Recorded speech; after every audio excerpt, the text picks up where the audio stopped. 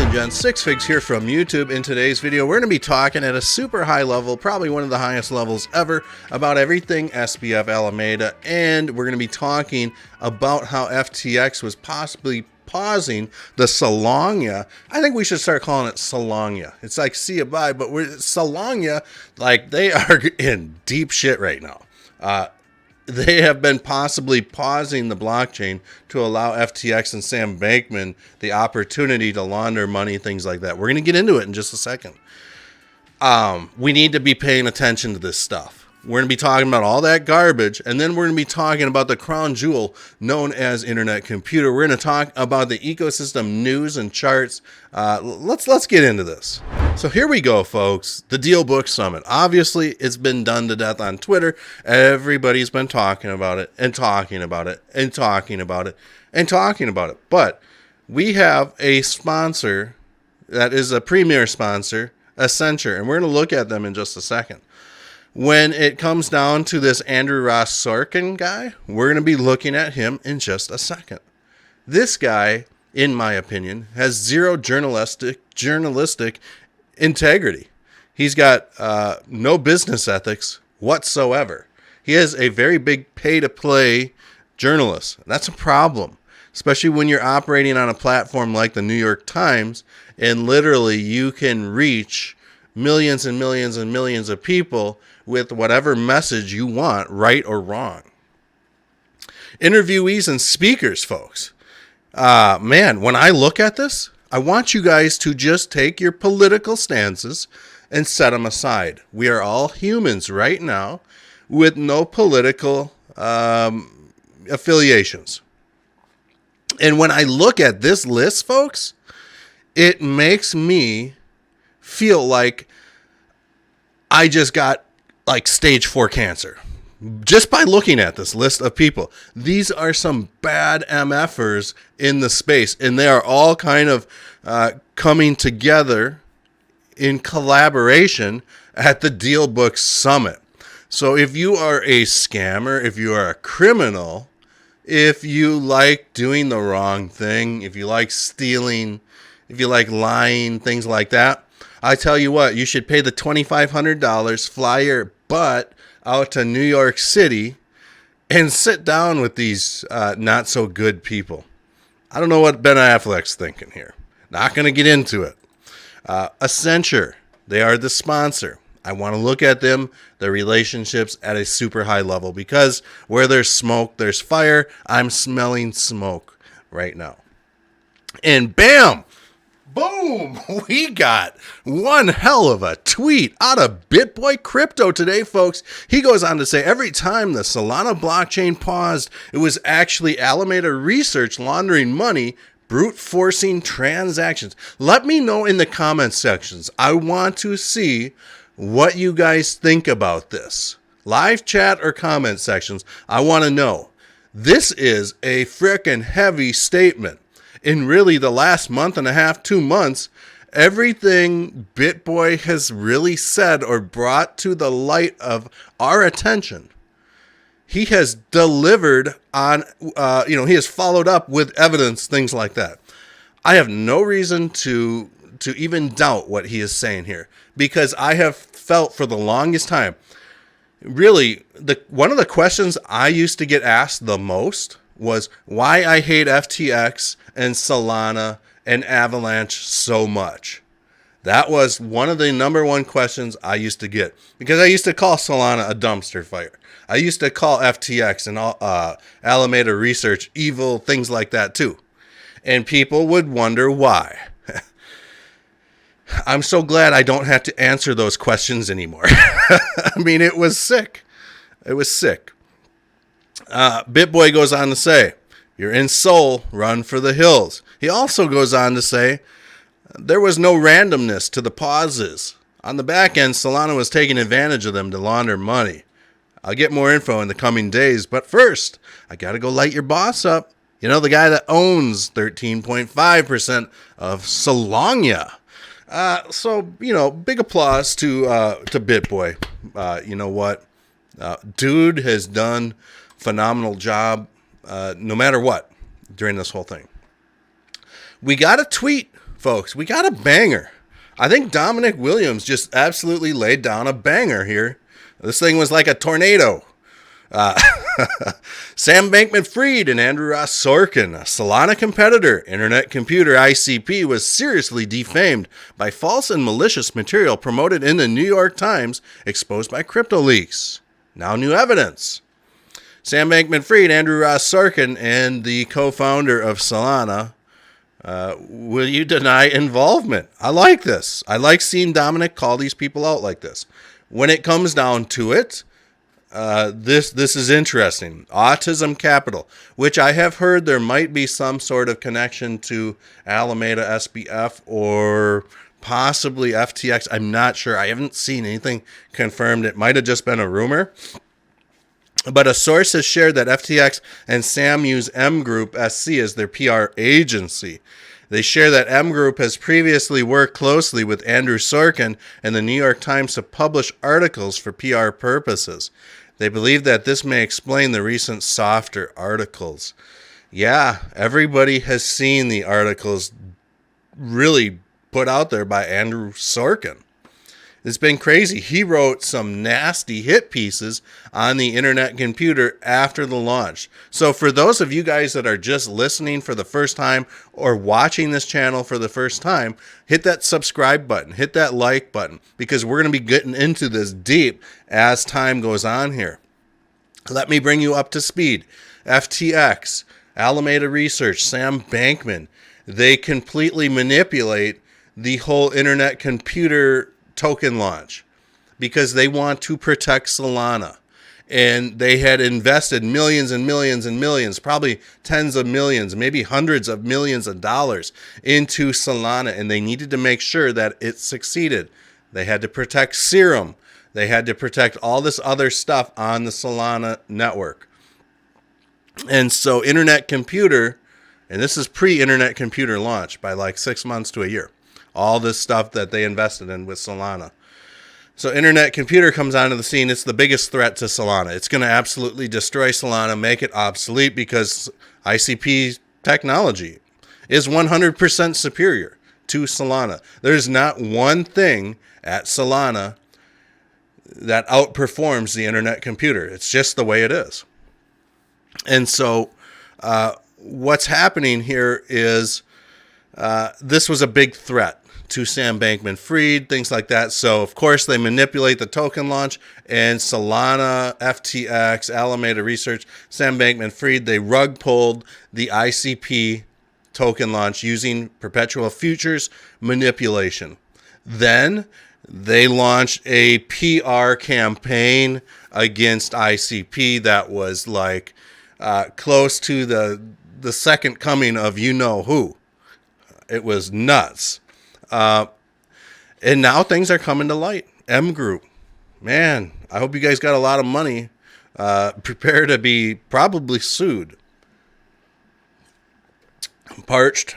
Let's get on to the next thing. Dominic Williams, again, you know what? Made another tweet. The growth of Internet Computer is crazy.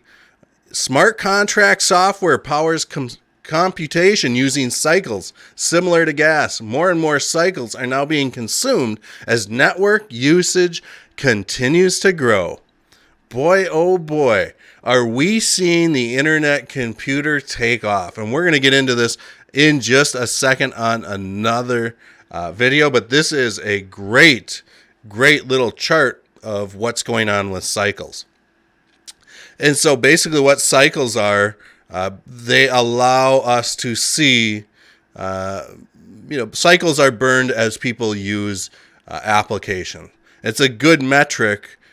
This chart is a good metric and visual to see the actual usage of these applications. As cycles get burned, we can track that and see how much usage a lot of these applications are having. Big shout out to @TripMe. HTTPS outcalls are now tested. Really, no other blockchain can do this. No other blockchain can receive and transmit data to and from Web 2 sources. It's just not possible. power of HTTPS outcalls on the internet computer is that it allows substantiation smart contracts to directly connect to Web 2 world, opening up a plethora of use cases. We retrieve TIM ICP price directly from CoinMarketCap. And so here's the deal. ICP is the only blockchain that can do this on chain. There might be some other chains out there that can claim they can do this, but not from a 100% on-chain standpoint. So this is interesting. I'm super bullish on this. Super bullish on this. Hope you guys saw this video. I got to be a part of creating this video. I created this video here. Let's let it roll so you guys can see it. Let me know in the comments what you guys think.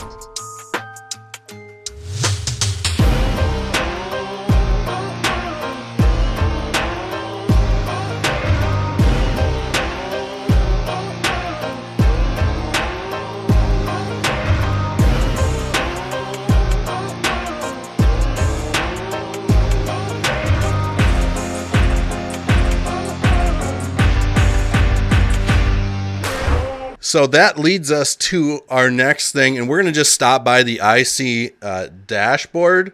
And this is Internet Computer's dashboard, folks. We're seeing transactions right now like start to skyrocket. 7,100 transactions a second on Internet Computer right now. You can see the last year, this has just been skyrocketing. It's been just going parabolic. It's so cool to see. When we look at the cycle burn rate for the last year, I mean, this is insane. We're looking at 9 billion cycles burned plus in a year. That's like crazy. But we can see that this chart is going parabolic. Here is the amount. Bear with me one second. Looks like we've got 195,000 smart contracts up. You guys can see it's going parabolic here. Everything's going parabolic. The canister state, the amount of data being stored on chain, which is insane. We're just seeing everything go parabolic with ICP. It's so cool. Let's look at the markets, crypto bubbles. Really, everything's kind of on the up and up. All right, folks, so let's check out Bitcoin here, and this has been kind of crazy. We're looking at the daily, and really, nothing's really changed from the last time I did TA on Bitcoin. The last week and a half, folks, I've been talking about how we've got this really thin part of the Ichimoku cloud, and this would be a wonderful thing or a wonderful area for price action to kind of like squeeze right through, right? So that's what we want to see, folks.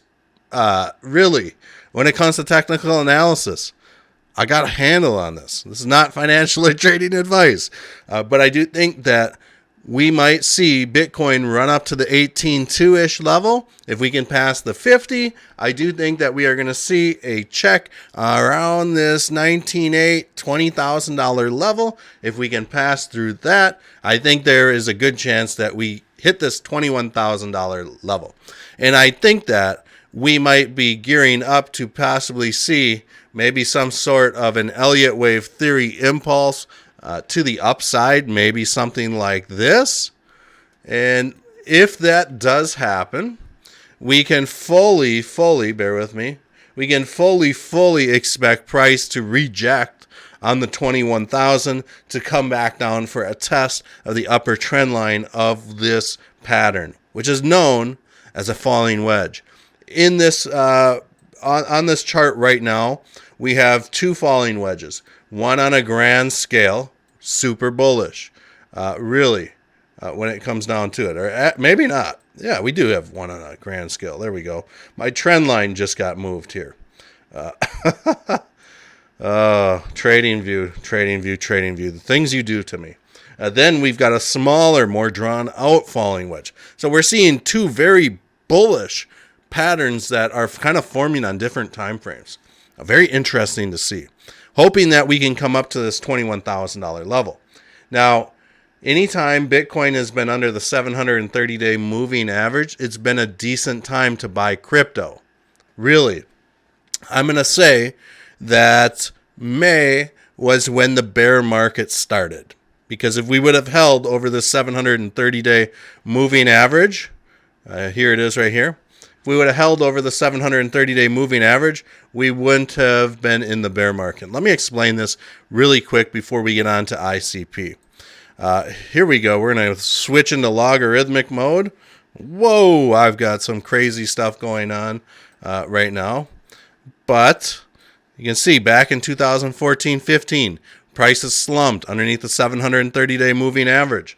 This was a great time to buy crypto. And this is not financial or trading advice, folks. I need you guys to know that right now. 2017-18, we saw price slump under the 730. Where did we see prices right now? It's slumped under the 730. I don't know what else to tell you guys. I'm trying to look at past historical sequences and stuff like that. History may not repeat itself, but it might. So it is what it is. I'm bullish on Bitcoin right now. I am. Let's look at ICP. ICP, baby. Now, ICP on the weekly chart, I threw up a shift pitchfork, and this is a great tool to really allow us to kind of look at a possible future projection of a price, measuring different highs and lows. When we look at this on a weekly chart, we can almost see that maybe first week of December, there might be some sort of Fibonacci time sequence. Let's investigate this on a daily chart here. So, I'm going to just say that price is interacting within this whole shift pitchfork quite nicely. In fact, I like it. It's obeying it quite nicely. So I'm hoping that we're going to see ICP maybe come and test this 50 moving average right around December 7th, somewhere in that neighborhood. There could be some sort of reversal, increased volatility around this date according to Fibonacci time sequence. Just kind of looking at it in hindsight, the last two time sequences, you can see spinning tops, increased volatility to the downside, started on this time sequence. We had a reversal here, or increased volatility, immediately right after this time sequence. So I do think that December 7th, somewhere in there, we may see another event. I do think that there's a chance we could see ICP either come up to this $4.40 level, or maybe wander on down to this $3.75 level. Now, this could get interesting. If we reject at the current prices right now, we could also see, this is something that I have dubbed, and I have not spoken of for a long time. But I coined the term, bear with me one second, I coined the term Fibonacci sliver by default. And whenever we're dealing with these pitchfork style, patterns, things like that, we could absolutely see something like this happen. And this is a sliver. And basically what happens is if price is forced to stay in this shift pitchfork in the bottom strong, there's nowhere else to go but up once we hit the edges of this shift pitchfork. So that's going to get interesting. So right now, I think that if ICP starts rolling above $4.06, something like that, we could easily see it run up to that $4.44. But we may have some sort of an ascending triangle that is forming right now with ICP. This would be huge. Ascending triangles, one of my favorite patterns to trade. It's super bullish. Really. So I hope you guys enjoyed this video on what's going on with the markets, what's going on with ICP, the ecosystem, things like that. And we'll see you guys all on the next one. I got some big news that I really can't just talk about quite yet. But I'll definitely be talking about it on Twitter in a couple days. So we'll see you guys all in the next video.